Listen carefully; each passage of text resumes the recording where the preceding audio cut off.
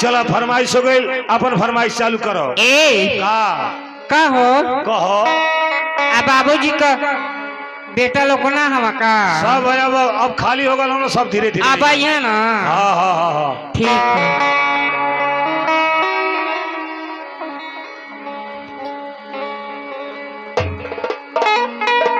देखिया भैया घींच के मुँह हवा बारवा काट दी क्यों न ठिकाना ना। आई 10 रुपया में तो के बड़ा जोर घींचला रे। 100 रुपया देता तो घरे लेके चल जाए। चलो दाता हेलो ए सखी का हो देखा हमन के जेवनी पूजा में आलू वाली उहे बोल देवला। ठीक बा आ समय नहीं खेबा।